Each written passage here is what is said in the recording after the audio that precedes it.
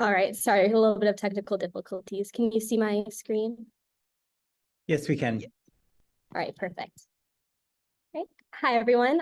My name is Jackie Alicea, and I'm an undergraduate research assistant for the Aftermath Learning Lab. And I'm so happy to have the opportunity to speak with you all today about the problems and challenges with the consumption of fast fashion, while also discussing ethical fashion alternatives for those who are interested in making lifestyle changes. I hope that this Jackie, presentation will act. sorry to interrupt you, Jackie. Could you reshare your slide deck? It's frozen. Oh, yeah, sure.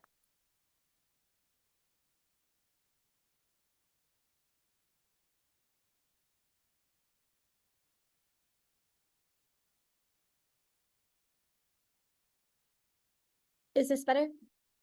Yes, now we can see it. Perfect.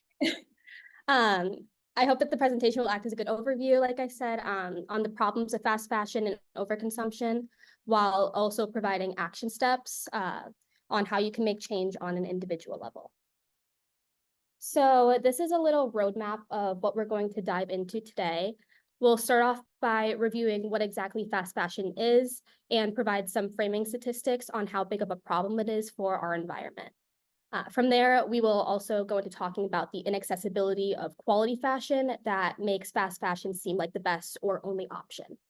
We will review clothing overconsumption and trends in fashion as well, while finishing off with some more ethical alternatives to fast fashion. So what exactly is fast fashion?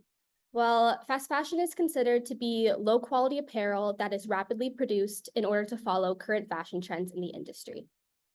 While the clothes are low priced, fast fashion is actually not sustainable. While fast fashion is cheap, textile workers in the environment are paying a high price. This is because the clothing tends to be poorly made, widely purchased, and quickly discarded. With the quality being low, the clothing does not last as long and ends up being thrown away quicker than quality clothing pieces. Also, workers are not paid adequate wages, resulting in cheaper textiles. I'm sure most of us are familiar with some fast fashion brands, but for context, some examples include Shein, Zara, H&M, Gap, Old Navy, and many others. And with fast fashion comes a lot of environmental dangers. For example, fast fashion operates on a model of high volume production, resulting in significant waste generation at every stage of the manufacturing process. Additionally, the fast fashion industry relies heavily on fossil fuels for energy-intensive processes such as fabric production, transportation, and garment manufacturing. The burning of fossil fuels releases carbon dioxide and other greenhouse gases into the atmosphere, which exacerbates climate change and global warming. Also, textile dyeing and finishing processes are notorious for their heavy use of water and toxic chemicals. Wastewater from textile factories often contain harmful pollutants such as heavy metals, dyes, and bleaches, which contaminate water sources and soil and threaten ecosystems and human health. The industry's carbon emissions, along with other environmental impacts, contribute to global warming, extreme weather events, and disruptions to ecosystems. In fact, fast fashion is responsible for as much as 10% of global carbon dioxide emissions, ranking higher than emissions from air travel and maritime transport combined. Synthetic fibers such as polyester and nylon, commonly used in fast fashion garments, also shed microplastics when washed. These microplastics enter waterways, marine ecosystems, and the food chain, posing threats to aquatic life and human health. So from these points, it's clear that the rise of fast fashion has already had devastating consequences on our environment. It is also important to consider the working conditions in fast fashion garment factories around the world. It's very easy to consume and click a button to shop online, but rarely is there thought put into the lives of those who produce that clothing. So for one, 80% of apparel is made by young women between the ages of 18 and 24. Additionally, a survey on mills in India found that 60% of those who labor in the global fashion industry started working when they were under the age of 18. These kids are especially vulnerable to being compelled to work in sweatshops because they are caught in the cycle of poverty. The second statistic I would like to highlight is from Oxfam's 2019 report that states 1 in 4 Bangladeshi garment workers disclose some form of abuse in the workplace. Women, migrants, and marginalized communities are disproportionately represented in the garment industry and are especially vulnerable to exploitation and abuse. They may face discrimination, harassment, and exploitation due to their gender, ethnicity, or socioeconomic status. Additionally, the normal working week for many garment workers is 96 hours. In order to meet tight production deadlines and keep up with demand, garment workers often work long hours and are forced to work overtime without proper compensation. This excessive workload can lead to physical and mental exhaustion, as well as strain on workers' personal and family lives. This cycle also forces workers to continue living in poverty and struggle to meet basic needs. Garment workers' wages are also incredibly low. Workers in fast fashion supply chains, most notably in developing countries, often can earn poverty-level wages that are insufficient to cover basic needs such as food, housing, and healthcare. And like I mentioned earlier, these low wages perpetuate cycles of poverty and exploitation. To put the dangers of fast fashion into context, 93% of brands aren't paying garment workers a living wage. Textiles contribute to 35% of global microplastic pollution, and 20% of global wastewater comes from dyeing. The fast fashion industry consumes around 93 billion cubic meters of water, leaving a large amount of it contaminated by toxic chemicals. So the fashion industry's impact on both people and the planet is starkly evident from these numbers and highlights the pressing need for widespread adoption of sustainable and ethical practices. So I'd like you all to consider one pair of jeans. The process to make it requires 1,800 gallons of water. And to put this number into context, if the average person drinks about half a gallon of water a day, 1,800 gallons would be equivalent to providing drinking water for one person for nearly 6 years. And keep in mind that this is just for one pair of jeans. This pair of jeans will release around 33.4 kilograms of CO2 in its lifetime and was produced using harmful chemicals, including pesticides, fertilizers, dyes, and finishing agents. According to Oxfam, emissions produced manufacturing jeans are comparable to flying a plane around the globe 2,372 times, or a petrol car traveling more than 21 billion miles. Moreover, 20% of the fabric is wasted in the production of denim clothing, which ends up in landfills. This information helps to put into perspective how the overproduction and overconsumption of fast fashion harms our environment. However, it is also important to recognize that the system set up makes high-quality products less affordable and accessible. Unfortunately, many sustainable fashion brands are physically inaccessible to low and middle income consumers because of their high price point and size exclusivity. Since sustainable materials and labor practices cost more, the price of sustainable clothing is also higher. On top of that, sustainable companies often produce less items because sustainable materials are more expensive and because of a commitment to longer lasting, less wasteful products. So this limited production scale further contributes to the higher prices, creating a barrier for those who wish to shop sustainably but find it financially challenging. I just wanted to be sure to take a moment to acknowledge that the problem is not with a singular person or one person's clothing consumption, but rather with the system that we have set up in the fashion industry. I also wanted to take a moment to talk about clothing overconsumption, especially with fast fashion. When clothing is so cheap and accessible like it is with fast fashion, it is very easy to overconsume garments. Clothing overconsumption refers to the excessive purchasing, accumulation, and disposal of clothing beyond what is necessary. This is often seen with wanting to stay in trend, where people try to get their hands on everything that is advertised to them as must-haves. In fact, the average person generates 104 pounds of textile waste each year. This mindless consumption of clothing can often be characterized by frequent purchasing, impulse buying, and prioritizing quantity of clothing over the quality of clothing. In the grand scheme of things, we discard of far more garments than we keep. In the clothing that we discard in the US, about 85% of garments end up in landfills where they contribute to environmental pollution, while only around 15% of used clothes and other textiles get reused or recycled. These statistics demonstrate the urgent need to make lifestyle changes around how we consume our clothing. And like I briefly mentioned earlier, the fashion industry does a good job at making us feel the need to follow the latest trends and refresh our wardrobe several times this season. Fashion trends come and go so quickly, and when following trends, people buy more clothes and wear them for less time before throwing them away, where the majority will end up in landfills. However, to limit the negative effects of the industry, each of us can work to consume less and consume better. So, what are some ethical alternatives to fast fashion? From here, we're going to discuss low, middle, and high income options for more sustainable fashion. Everyone should and can participate in mindfulness around clothing overconsumption. It's not something just for people with money to do. Also, a lot of these options are interchangeable across income levels. So while I do not expect everyone to leave this presentation completely renouncing shopping at the mall altogether, I do hope that I can provide some ideas on ways to change the way you consume clothing to be more sustainable. So first off, I would like to discuss affordable alternatives for low-income individuals. For one, thrift stores offer a wide range of clothing at affordable prices.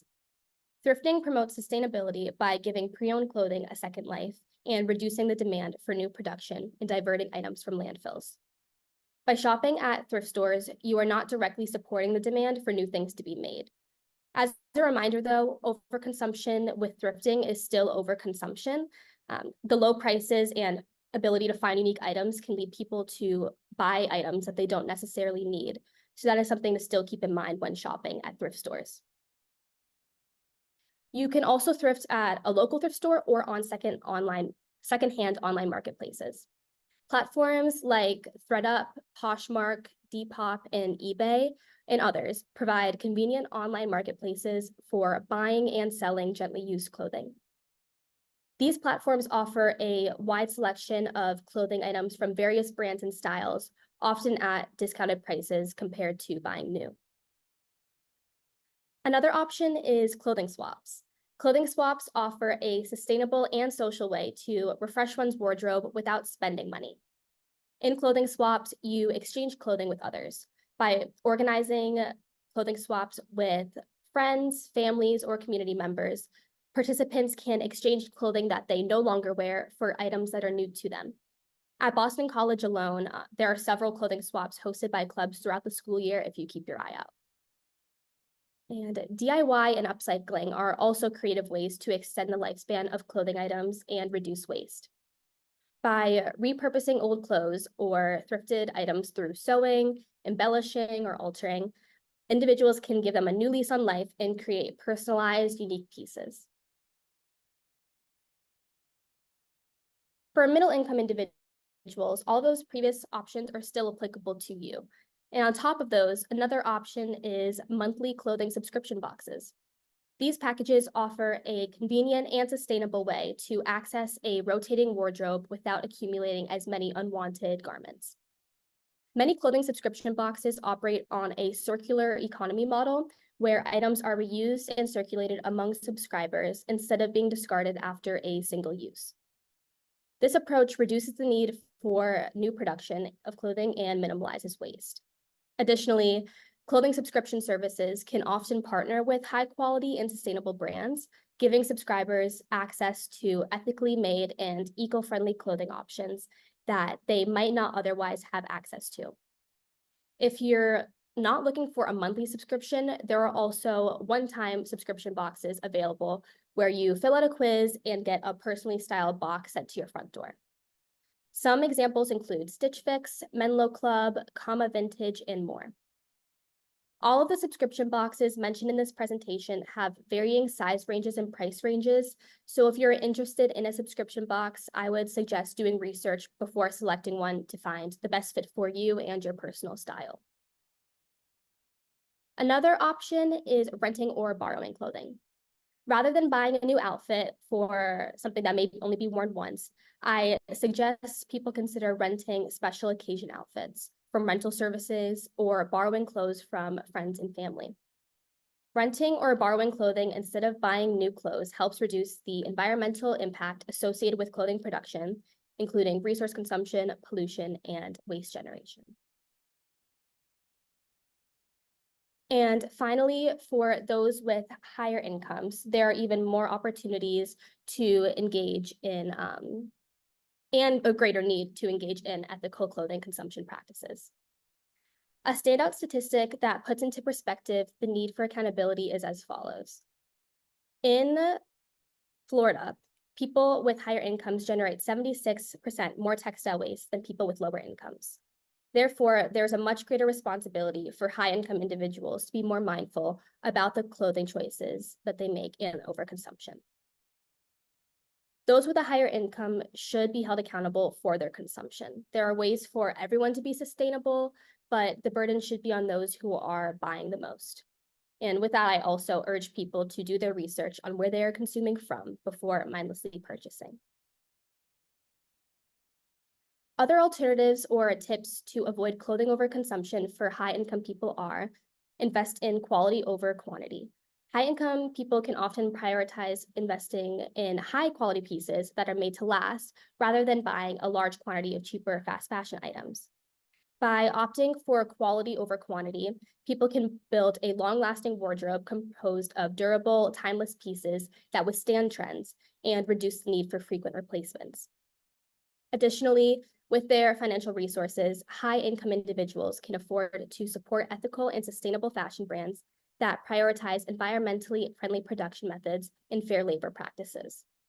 Ethical brands often prioritize transparency in their supply chains, ensuring that workers are treated fairly and production processes minimize environmental impact. Examples of sustainable brands include Tentree, Spell, Change, and many others. One platform I recommend you all referencing is Good On You, which provides comprehensive ratings and information about ethical fashion brands. And similar to the middle income option, high income individuals can choose to buy or rent pre-owned clothing pieces from platforms that specialize in reselling vintage or luxury items. Buying pre-owned clothing extends the lifespan of garments, reducing the demand for new production and diverting items from landfills. Platforms like Rent the Runway offer the option to rent premium designer pieces, allowing individuals to enjoy luxury fashion without the environmental and financial costs of ownership. And also, you have the ability to keep or return these items whenever. For the sake of time, I might not go through these other tips, but some are on the screen right here. And to conclude, I hope that your main takeaway from this presentation was the need to reduce clothing overconsumption and waste. As a reminder, here are some ways that you can personally do so. 1, be mindful about the purchases you plan on making rather than impulsively buying. 2, repair own clothing instead of buying new ones and discarding of the material. 3, reuse clothing by buying secondhand items. Make ethical and sustainable choices, and upcycle and repurpose the clothing that you already own. And here I listed all of the alternative clothing options I mentioned in this presentation as a tangible resource list for you all to take with you today. So if anyone wants to take a photo or a screenshot of this screen, it lists subscription boxes in price order, potential online thrifting resources, and ethical and sustainable fashion brands. And outside of these, there are many others that you could look into. So thank you for listening to my presentation. I hope that it was educational and provided you all with some action steps on how we can all be more mindful of our consumption of clothing and mindful around the companies that we support in the fashion industry. And with that, I'm not sure if we have time, but I will open the floor for any questions or comments. Thank you so much, Jackie. That was a really comprehensive presentation. And I think in addition to identifying like the areas where individuals can make impacts, really help us to think through as well some of the ways that communities and policies can also intervene where some of the kind of intervention points are. So to that kind of point, one of the questions that we received is, in our culture of consumerism, is there any focus on the sustainability side to shift marketing practices to reduce consumption? That is, that marketing uses known psychological manipulation to convince consumers to buy. So the question that this is evoking for me a little bit in addition to is like, how can we make sure that we're not repeating some of these same kind of marketing and psychological tips when it comes to sustainable fashion or thrifting? I know you mentioned that a little bit in terms of thrifting, but do you have any other kind of thoughts about that? Oh, I think you're on mute, sorry. Sorry, yeah, I think if I'm understanding the question correctly, referring to when I said overconsumption with thrifting is still overconsumption, correct? Yeah. Is that what yeah. I think overall it's very much on reflecting on your own consumption.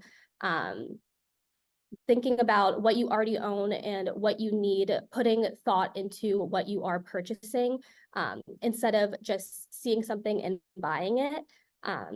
I think it's very much about your mindfulness around when you shop versus a problem that is going to be repeated. I'm not sure if I'm answering it correctly. I'll definitely think it's a good thing to be reflecting on, though. Thank you. And we have time for one more. What are your own sort of next steps in this research space? Yeah, what are your own next steps for this research? Yeah, definitely. I have, before working with Aftermath, I didn't really know much about textile waste because it wasn't a conversation in the circles that I'm in. So I'm very thankful that I've been introduced to this perspective and I can bring it into those groups and share with the people that I'm close to how they can personally make differences in their own lives, and also how I can personally make changes in my own. I'm definitely interested in some of the sustainable options that I found when doing my research. I think that monthly subscription box in particular is something I would be extremely interested in using to support a circular economy model. So yeah, I think that it's definitely helpful in reflecting on my own sustainable practices.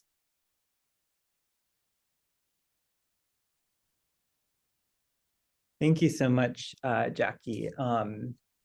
We received one more question, and I think it has a lot of relevance to some of the other talks too. So I think it's worth taking a moment to ask it. And if you don't have a long answer to it, maybe we can pose it to some of the future presenters as well. But thank you for your informative talk, very helpful. How can we support at university the awareness for a responsible consumption from your point of view?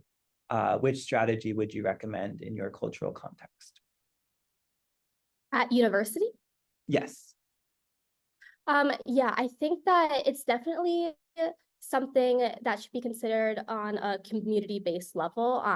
At least at Boston College, I've seen a few instances of clothing swaps or clothing drives, but just generating more conversation around the problem that is textile waste will get more awareness around it. And from there, we can work on deciding on the best way to implement different strategies at a university level, like these clothing swaps or other methods. All right.